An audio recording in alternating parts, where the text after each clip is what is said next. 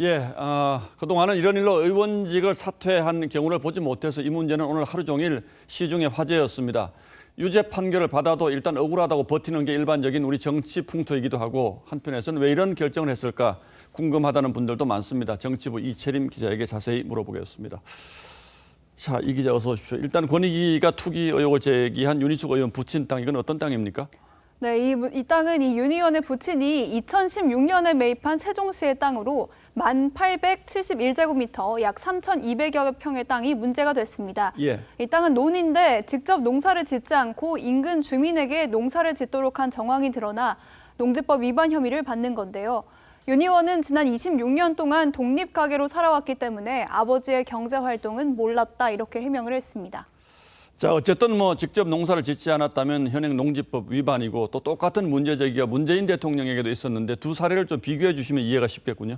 네, 문 대통령은 양산 사저부지를 매입할 때 영농 경력서를 내고 농지를 매입한 뒤에 대지로 형질 변경을 했는데요. 예. 역시 직접 농사를 짓지 않았다면 농지법 위반에 해당합니다. 그래서 청와대는 문 대통령과 김정숙 여사 부부가 틈틈이 양산에 가서 텃밭을 일구는 등 농사 경력이 있어서 문제가 없다고 주장을 하고 있습니다. 하지만 야당은 대통령도 뭉개고 있는데 왜 윤 의원이 사퇴해야 하나, 농지법 위반이 문제면 문 대통령이 1순위다, 이런 비판 목소리를 내고 있습니다.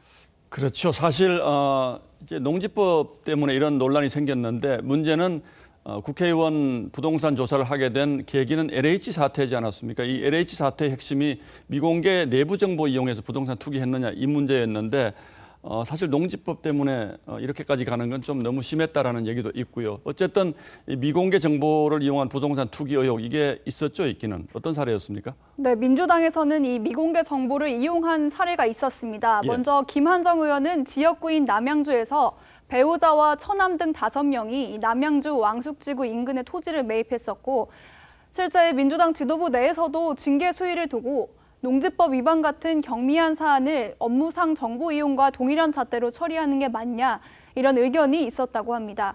국민의힘은 이 부분에 해당하는 사례가 없다는 점에서 권익위가 이번 윤희숙 의원 같은 가족 사례까지 억지로 껴넣어서 여야 12명씩 숫자를 맞췄다고 비판하고 있습니다. 여야 12명씩 숫자가 똑같군요.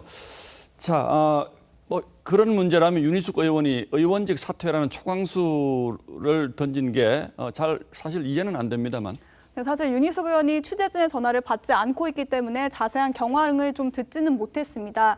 측근들의 말을 종합을 좀 해보면 이런 의심을 받으면서 의원직을 유지할 수 없다, 이런 본인의 뜻이 워낙 강했다고 합니다. 예. 무엇보다 나는 임차인입니다 라는 연설로 유명해졌었기도 했고, 또 경제 전문가로서 말과 행동이 일치해야 한다는 부담감을 크게 갖고 있었는데 이번 일이 터지면서 더 이상 역할을 하기 어렵다는 판단을 했다는 겁니다.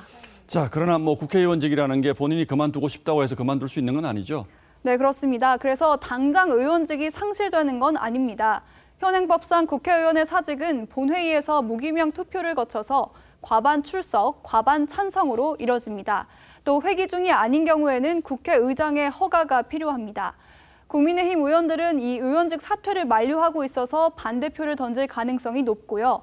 결국 민주당 의원들의 손에 의원직 유지 여부가 달린 셈입니다. 예, 정치적으로 가만히 생각해 보면 민주당 의원들이 찬성표를 던지기도 반대표를 던지기도 좀 애매할 수도 있겠다, 이런 생각이 드는군요. 네. 예, 이채림 기자 잘 들었습니다.